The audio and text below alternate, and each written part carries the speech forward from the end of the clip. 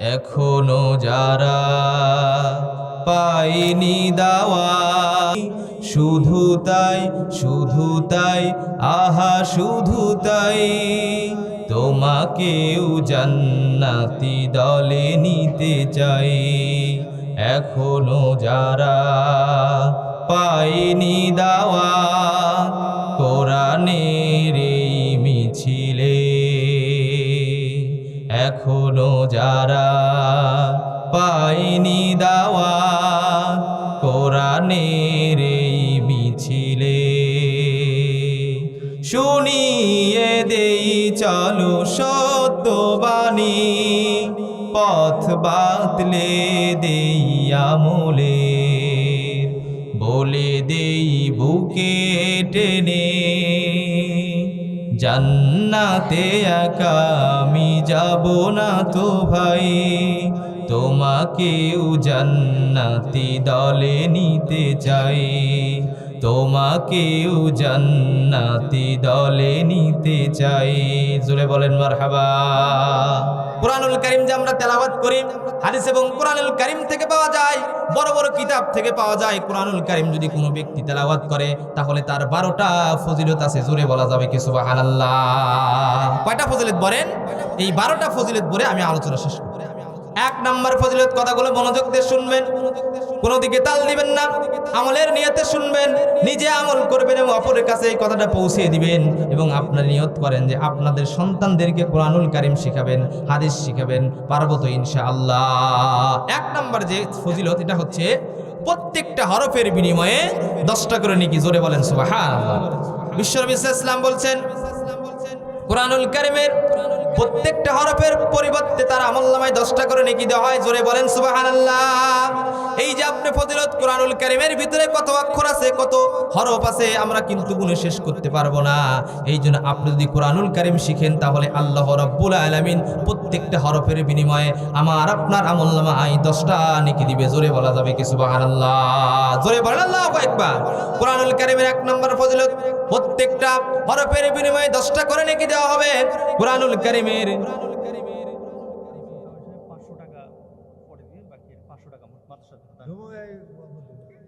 এখনই বলা লাগবে। হাসান মিস্ত্রি মাদ্রাসার জন্য 500 টাকা বাকি, 500 টাকা নগদ। আল্লাহ তার দানকে কবুল করুক, সকলে বলছে আল্লাহুম্মা আমিন। সম্মানিত ভাইরা, কথাগুলো মনোযোগ দিয়ে শুনবেন। কুরআনুল কারীমের 2 নম্বর ফজিলত হলো, কুরআন পাঠকারী হচ্ছে আল্লাহ রাব্বুল আলামিন একবারে খাস লোক। জোরে বলা যাবে কি সুবহানাল্লাহ? হাদিসের ভিতরে আসছে, কুরআনুল কারীম যারা তেলাওয়াত করে, কুরআনুল কারীম যারা শিখে, যারা অপরকে শিক্ষা দেয়, এই ব্যক্তিগুলো হলো আল্লাহ রাব্বুল আলামিনের পরিবারভুক্ত, আল্লাহ রাব্বুল আলামিনের একবারে খাস বান্দা। জোরে বলা যাবে কি সুবহানাল্লাহ? আপনি যদি আল্লাহর খাস বান্দা হন, আপনার কোনো টেনশন নাই, ঠিক কিনা বলেন? দুনিয়াতে যদি আপনি কারো খাস বান্দা হয়ে যান, দুনিয়া যদি আপনি কোনো মানুষের যদি খাস লোক হয়ে যান, তার কোনো টেনশন থাকে না। জোরে বলেন ঠিক কিনা? আর কুরআনুল কারীম যে ব্যক্তিগুলো শিক্ষা করবে, যারা অপরকে শিক্ষা দিবে, এরা আল্লাহ বলছেন এরা হচ্ছে আমার পরিবারভুক্ত এবং এরাই হচ্ছে আমার খাস বান্দা। জোরে বলা যাবে কি সুবহানাল্লাহ? 3 নম্বর ফজিলত হলো, কুরআনুল কারীমের পাঠকারী যারা হবে, কুরআনুল কারীম যারা নিয়মিত পাঠ করবে এবং অপরকে শিক্ষা দেবে, এরা হচ্ছে ফেরেশতাদের শ্রেণীভুক্ত হয়ে যাবে। জোরে বলা যাবে কি সুবহানাল্লাহ? আপনার মর্যাদা, যারা কুরআনুল কারীম তেলাওয়াত করে এবং অপরকে যারা শিক্ষা দেয়, এদের মর্যাদা এত উন্নত, এরা ফেরেশতাদের শ্রেণীভুক্ত হয়ে যায়। জোরে বলেন আল্লাহু আকবার। পৃথিবীতে এমন কোনো কিতাব আপনি খুঁজে পাবেন না, পৃথিবীতে এমন কোনো বই খুঁজে পাবেন না, পৃথিবীতে এমন কোনো ধর্মের গ্রন্থ আপনি খুঁজে পাবেন না যে এই ধর্মগ্রন্থ তেলাওয়াত করলে আপনার মর্যাদা ফেরেশতাদের মতো হয়ে যায়। আছে বলেন? কিন্তু কুরআনুল কারীম আমরা তেলাওয়াত করি না। হারে, কুরআনুল কারীম আমাদের পৃথিবীতে আসছে আজ থেকে 1400 বছর আগে, কিন্তু দুঃখের বিষয় হলো সত্য, এই কুরআনুল কারীম আমরা নিজেরা শিখি না, আমাদের সন্তানদেরকে শিখাই না, আমাদের নাতিপুতিদেরকে শিখাই না, অথচ আমরা ইংরেজি শিখাই, গণিত শিখাই, বিজ্ঞান শিখাই, কুরআনুল কারীমের শিক্ষা আমরা দিতে পারি না। জোরে বলেন ঠিক কিনা? এরপরে কুরআনুল কারীমের 4 নম্বর যে ফজিলত, কুরআনুল কারীম যারা তেলাওয়াত করবে এবং অপরকে যারা শিক্ষা দিবে, কাল কঠিন কিয়ামতের দিনে ওই পাঠকারীর জন্য কোরআন আল্লাহ রাব্বুল আলামিনের দরবারে সুপারিশ করবে। জোরে বলা যাবে কি সুবহানাল্লাহ? আল্লাহ তাআলার কাছে সুপারিশ করবে।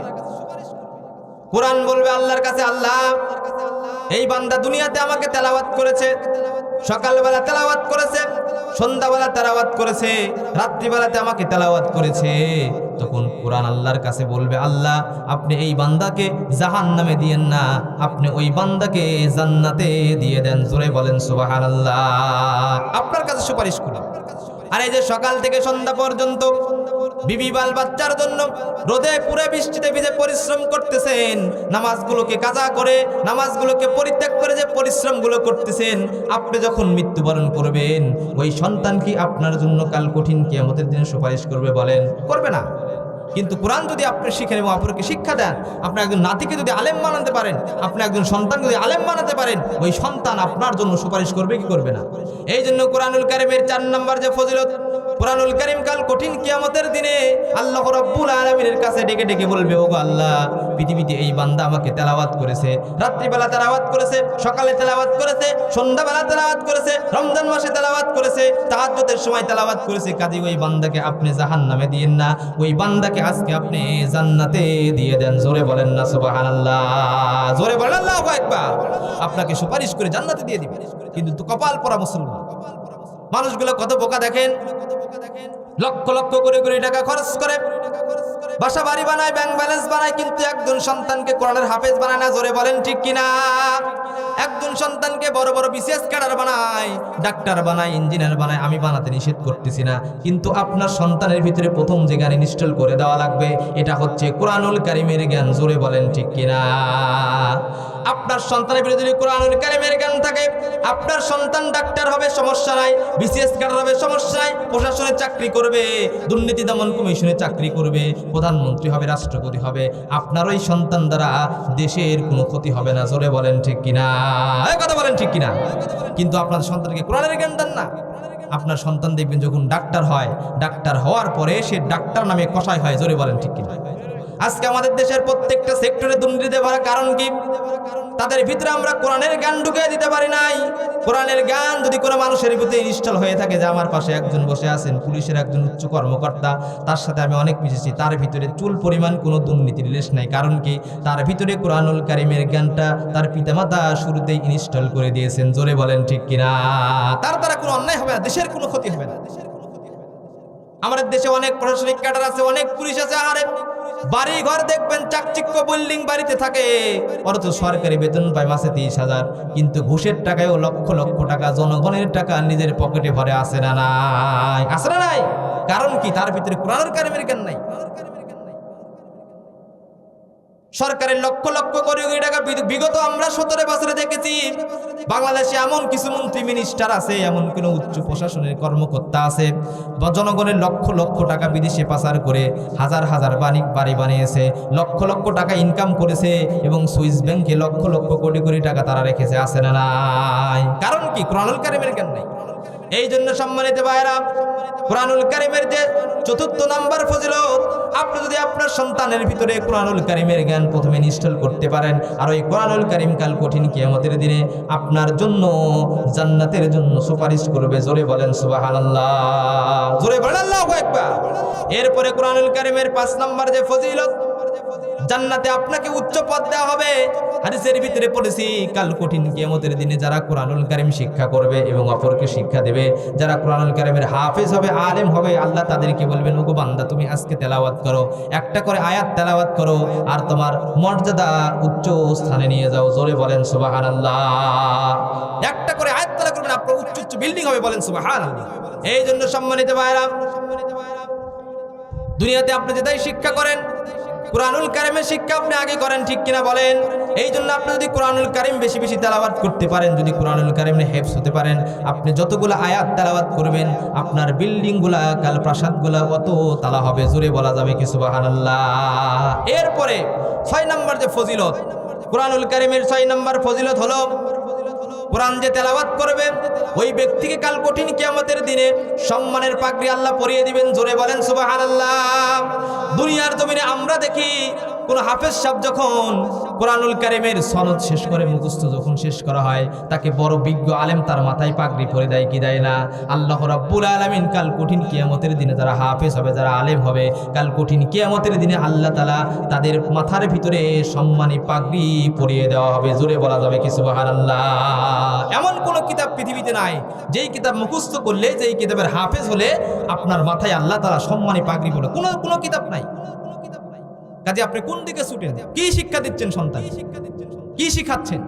ইলমে দ্বীন আগে শিখান, কোরআনের জ্ঞান আগে দেন, হাদিসের জ্ঞান আগে শিখান। জোরে বলেন ঠিক কিনা? এলে সব বাদ। এই জন্য সম্মানিত ভাইরা, কোরআনুল কারীমের 7 নম্বর যে ফজিলত, এটা তার পিতামাতার ফজিলত। জোরে বলেন সুবহানাল্লাহ।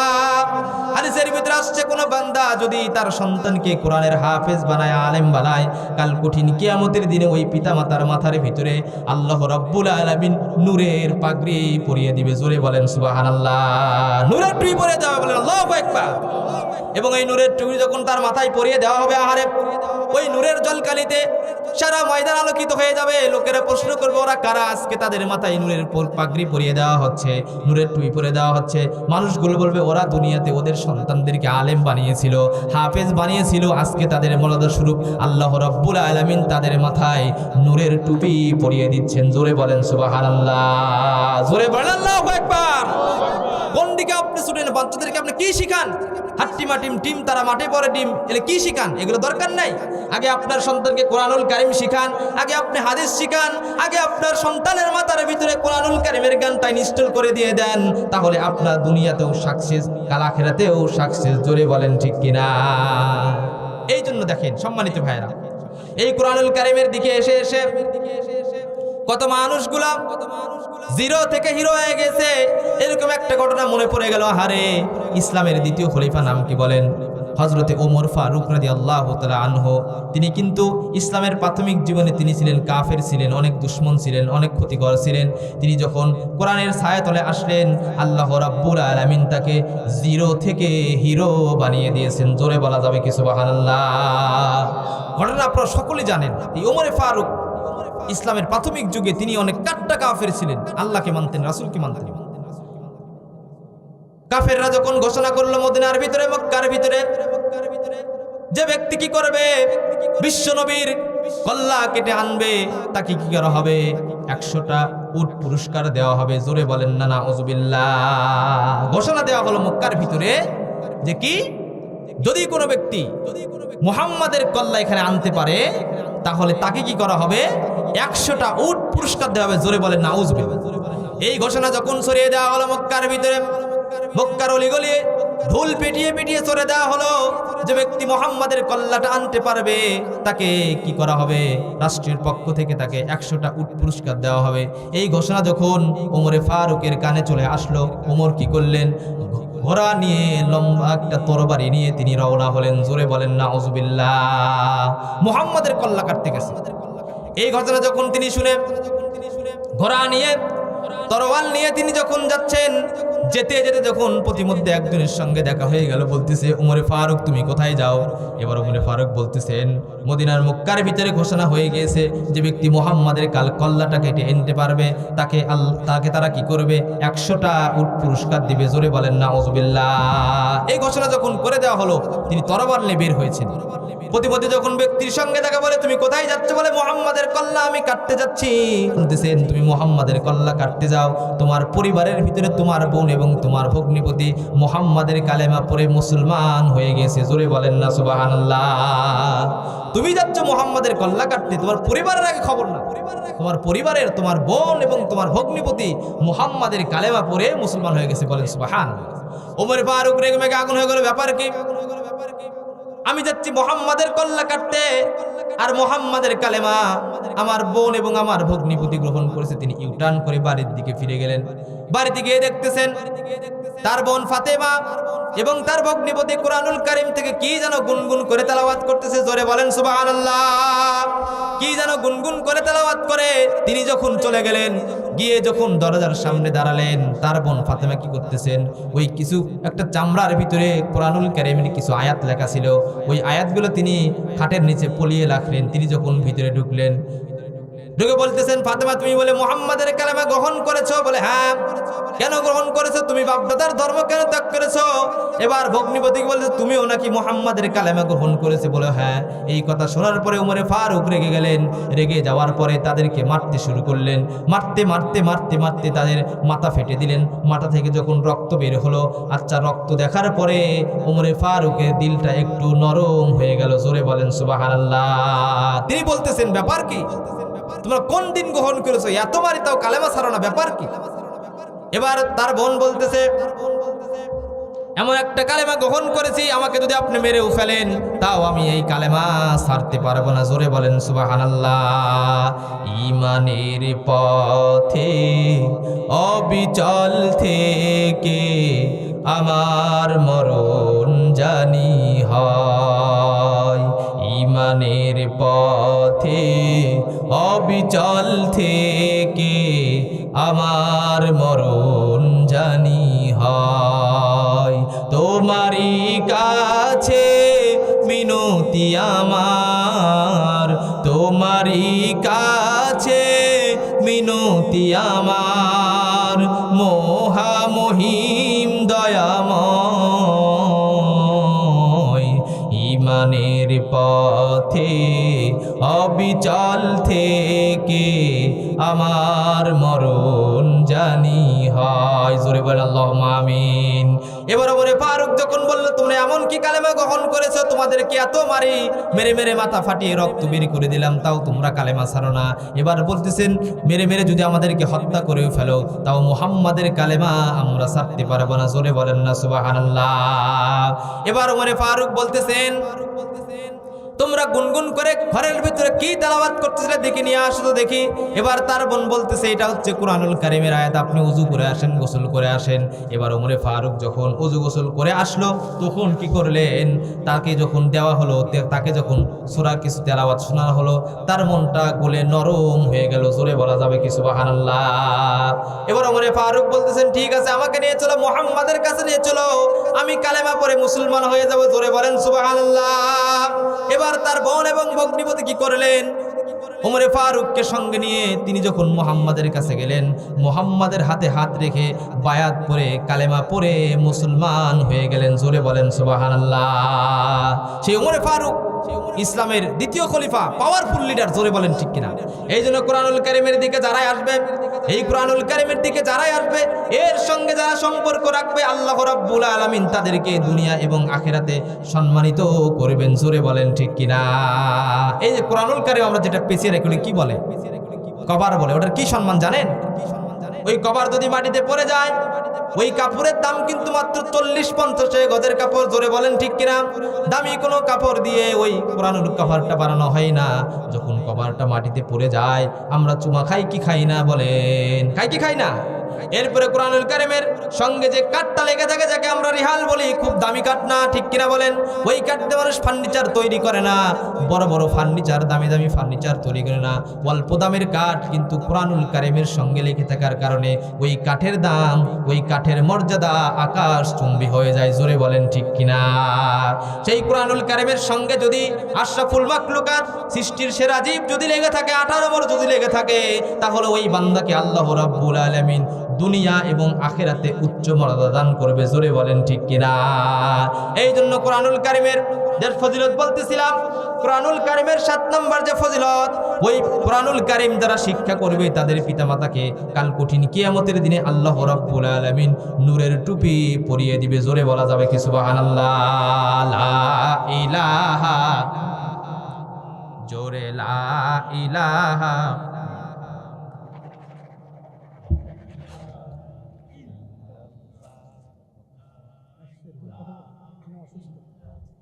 জোরে লা ইলাহা, লা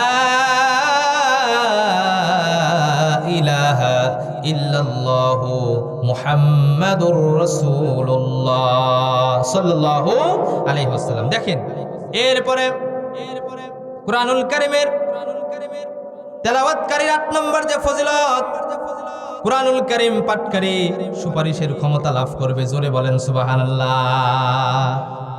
কোরআনুল কারীম যারা পৃথিবীতে তেলাওয়াত করবে, যারা হাফেজ হবে, আলেম হবে, এবং হাফেজ আলেম হওয়ার পরে যদি কোরআনুল কারীম বুঝে বুঝে পড়ে এবং সে অনুযায়ী আমল করে, কোরআনুল কারীমে যতগুলো হালাল আছে এটা যদি হালালকে হালাল জানে, হারামকে হারাম জানে, তাহলে আল্লাহ রাব্বুল আলামিন কাল কঠিন কিয়ামতের দিনে যে 10 জন ব্যক্তি জাহান্নাম ওয়াজিব হয়ে গিয়েছিল, ওই ওয়াজিবওয়ালা ব্যক্তিদেরকে কাল কঠিন কিয়ামতের দিনে এই হাফেজ আলেমগুলা সুপারিশ করে আল্লাহর জান্নাতে নিবে। জোরে বলেন সুবহানাল্লাহ। এর ভিতরে হাফেজের মা থাকবে, বাবা থাকবে, দাদা থাকবে, দাদি থাকবে, নানা থাকবে, নানি থাকবে, এবং যে জাগির বাড়িতে পড়াশোনা করেছে তার নামও থাকবে। জোরে বলেন সুবহানাল্লাহ, জোরে বলেন আল্লাহু আকবার। এখানে যারা আছেন যাদের একজন সন্তান কোরআনের হাফেজ আলেম, তারা কপালওয়ালা মানুষ। জোরে বলেন ঠিক কিনা? এখানে যারা আছেন যার একজন নাতি হাফেজ, সে কপালওয়ালা। এই জন্য আপনাদেরকে বাড়ি বাড়ি গিয়ে বলা হয়, আরে সন্তানগুলো মাদ্রাসায় দেন, মাদ্রাসায় দিয়ে কোরআনুল কারীম শিক্ষা করান, হাদিস শিক্ষা করান, নবীর হাদিস পড়ান। কিন্তু আপনারা করেন না, আপনারা কেজি দিয়া বেজি বানান। জোরে বলেন ঠিক কিনা? কথা বলেন ঠিক কিনা? এই মাদ্রাসায় কোরআন শিক্ষার পাশাপাশি হাদিস শিক্ষার পাশাপাশি বাংলা ইংরেজি শিক্ষা দেয়। জোরে বলেন আলহামদুলিল্লাহ। এই জন্য সম্মানিত ভাইরা, কাল কঠিন কিয়ামতের দিনে যখন আপনার সন্তান আপনাকে সুপারিশ করবে, আপনার জন্য জাহান্নাম যখন ওয়াজিব হয়ে যাবে, জাহান্নাম আপনার জন্য ওয়াজিব হয়ে গেছে, কিন্তু দুনিয়াতে আপনার সন্তান আলেম বানিয়েছিলেন, একজন হাফেজ বানিয়েছিলেন, কোরআনুল কারীমের একজন তাফসীর কারক বানিয়েছিলেন, ওই সন্তান যখন আপনার জন্য সুপারিশ করে আপনাকে জান্নাতে নিয়ে যাবে, তখন বুঝবেন কোরআনুল কারীমের কি মর্যাদা। জোরে বলেন ঠিক কিনা? কথা বলেন ঠিক কিনা? এই জন্য আপনারা আসেন, একটু বুঝেন। এত গ্রামে এত সুন্দর একটা প্রতিষ্ঠান, আফসোস লাগে ছাত্র খুঁজে পাওয়া যায়। এই জন্য সম্মানিত ভাইরা, ওই 10 জন ব্যক্তিকে যখন সুপারিশ করে আল্লাহর জান্নাতে নিয়ে যাবে এবং ওই ব্যক্তিগুলোর জন্য জাহান্নাম অবতারিত হয়ে গিয়েছিল, এই সুপ্রিম পাওয়ার আল্লাহ রাব্বুল আলামিন একজন হাফেজ, একজন আলেম এবং কোরআনুল কারীম তেলাওয়াতকারীকে দেওয়া হবে। জোরে বলা যাবে কি সুবহানাল্লাহ? জোরে বলেন আল্লাহু আকবার। সম্মানিত ভাইরা, কথাগুলো মনোযোগ দিয়ে শুনবেন। কোরআনুল কারীম পাঠকারীর 9 নম্বর যে ফজিলত, এই কোরআনুল কারীম পাঠ করার মাধ্যমে অন্তরের যত মরিচিকা আছে, সকল মরিচিকা আল্লাহ রাব্বুল আলামিন দূর করে দেয়। জোরে বলেন ঠিক কিনা? দেখেন হাদিসের ভিতরে পড়েছি, কোন মানুষ যখন গুনাহ করে, একটা গুনাহ করে, আমাদের এখানে একটা জায়গা আছে কলব। কি বলেন? বাম স্তন নিচে একটা জায়গা আছে, নাম হচ্ছে কলব।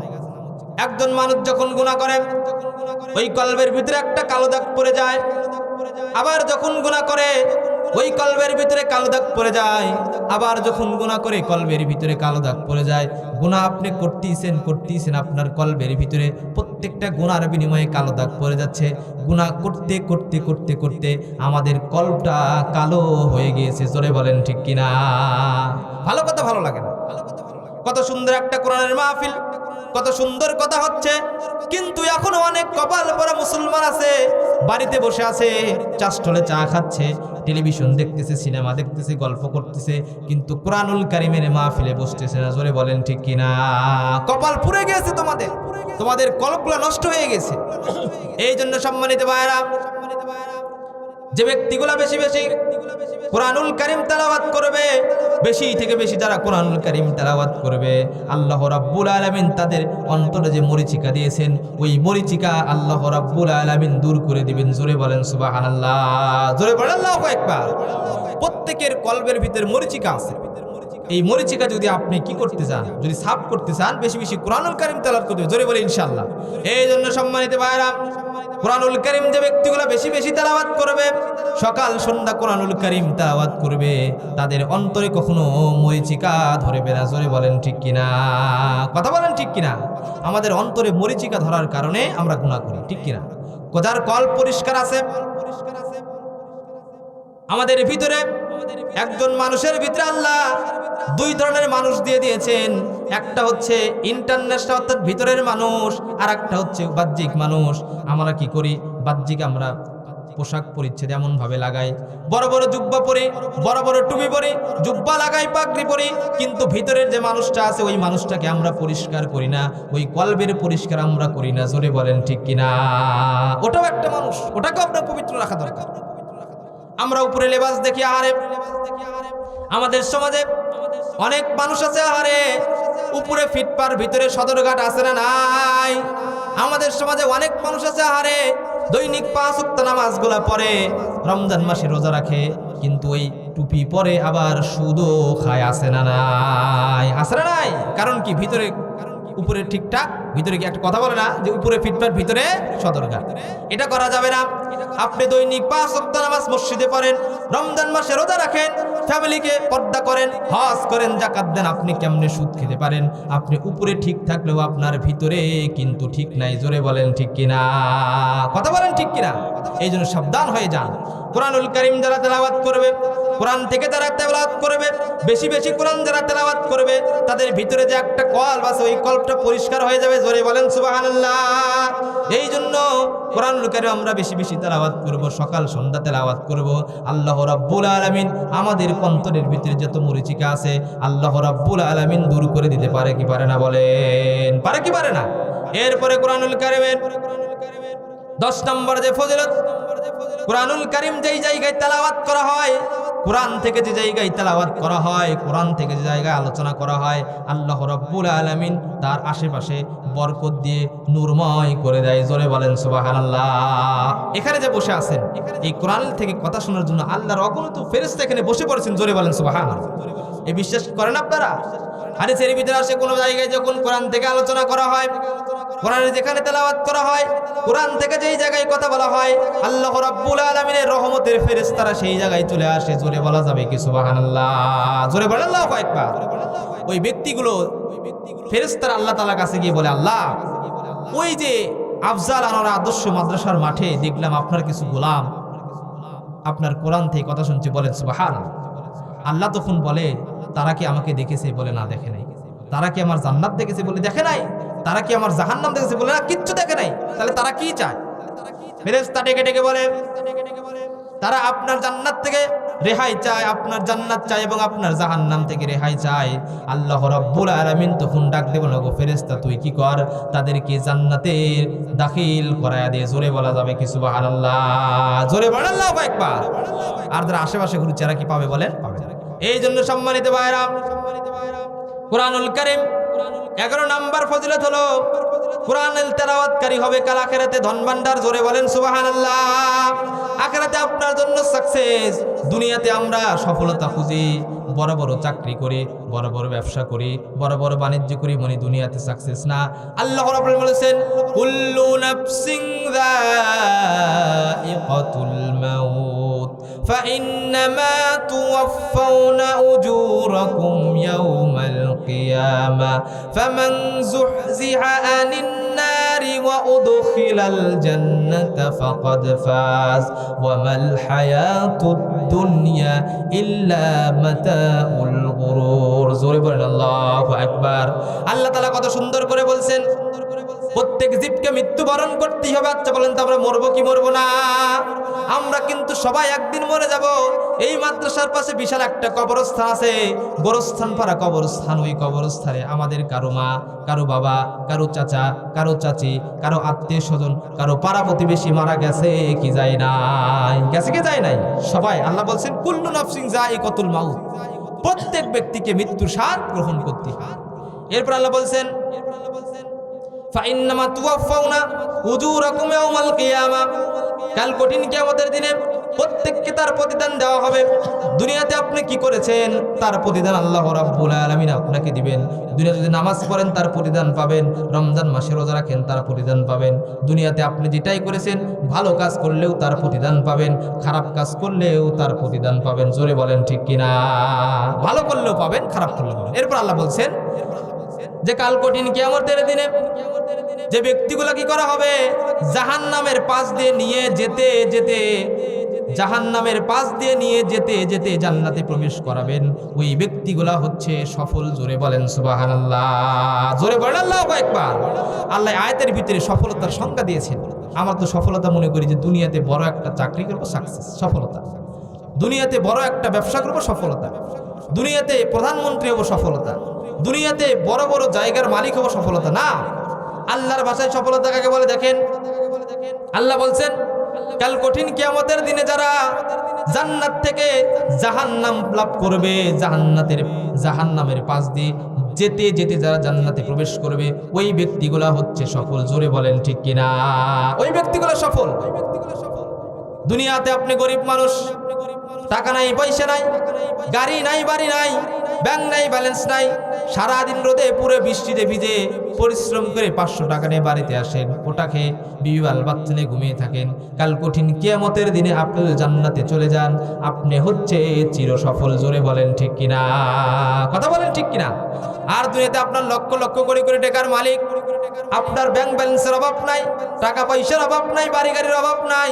দুনিয়াতে আপনি বড় পাওয়ারের মালিক, ক্ষমতার মালিক, দুনিয়াতে আপনি একটা জেলার নেতা, সমাজের নেতা, কিন্তু কাল কঠিন কিয়ামতের দিনে আপনি যদি জাহান্নামী হয়ে যান, আপনি কিন্তু সফলতা অর্জন করতে পারলেন না। জোরে বলেন ঠিক কিনা? কথা বলেন ঠিক কিনা? কাল কঠিন কিয়ামতের দিনে আল্লাহ তাআলা যাদের জান্নাত দিবেন এরা হচ্ছে সফল। জোরে বলেন ঠিক কিনা? সেই সফলতা অর্জন করার জন্য আমাদের কি করতে হবে? দৈনিক 5 ওয়াক্ত নামাজগুলো পড়তে হবে, রমজান মাসের রোজাগুলো রাখতে হবে, ফ্যামিলিকে পর্দায় রাখতে হবে এবং দ্বীন ইসলামকে বিজয় করার জন্য কাজ করতে হবে। জোরে বলেন ঠিক কিনা? দ্বীন ইসলামকে বিজয় করার জন্য কাজ করতে হবে। এই জন্য সম্মানিত ভাইরা, কুরআনুল কারীমের ভিতরে আল্লাহ রাব্বুল আলামিন কত জায়গায়, কুরআনুল কারীমের ভিতরে কত জায়গায় দ্বীন বিজয়ের কথা বলেছেন, কিন্তু আমরা দ্বীন বিজয়ের কাজ করি না। জোরে বলেন ঠিক কিনা? দ্বীনকে বিজয় করার জন্য কাজ করতে হবে আমাদের। দিন যদি বিজয় না হয় আপনি কোনো কাজ করে মজা পাবেন না, নামাজ পড়ে শান্তি পাবেন না, রমজান মাসে রোজা রেখে শান্তি পাবেন না। আচ্ছা বলেন তো, বাংলাদেশটা আজ থেকে 54 বছর আগে স্বাধীনতা হয়েছে, 54 বছরে কত মাহফিল হলো, ওয়াজ মাহফিল হলো, আমরা নামাজের কথা বলি, মানুষ কি নামাজ পড়ে? বলে নামাজ কিন্তু পড়ে না। কিন্তু যদি বাংলাদেশের সংসদ ভবনে যদি কালকেই কোরআনের আয়াত যদি বাস্তবায়ন করা হয়, যদি ঘোষণা করা হয় কাল থেকে নামাজ না পড়লে 100টা বেত্রাঘাত এবং পুলিশ ধরে নিয়ে যাবে, আচ্ছা বলেন তো কালকে থেকে মানুষ নামাজ পড়বে কি পড়বে না? পড়বে কি পড়বে না? নামাজ পড়া শুরু করে দিবে। এই জন্য আসেন আমরা একটু বোঝার চেষ্টা করি, আমাদের যে সময়টা এখন এসেছে সময়গুলোকে কাজে লাগাই এবং আগামীর সংসদ ভবনকে আমরা কোরআন দ্বারা সাজাই। জোরে বলি ইনশাআল্লাহ।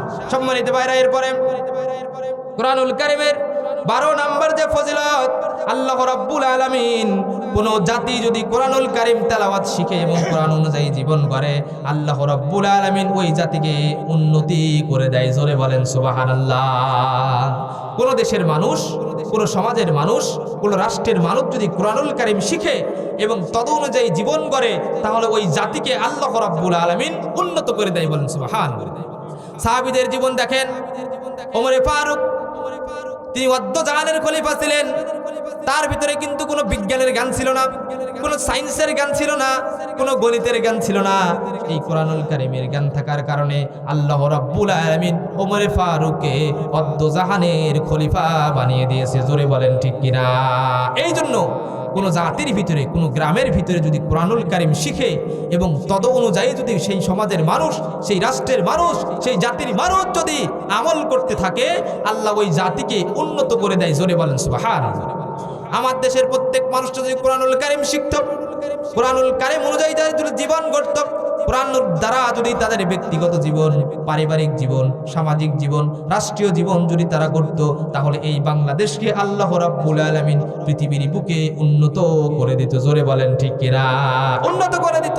আল্লাহ বলছেন যে কোনো সমাজের মানুষ, কোনো দেশের মানুষ, কোনো জাতির মানুষ যদি কুরআনুল কারীম তেলাওয়াত করে এবং সেই অনুযায়ী জীবন করে, সেই জাতিকে আল্লাহ তাআলা উন্নত করে দেয়। জোরে বলেন সুবহানাল্লাহ।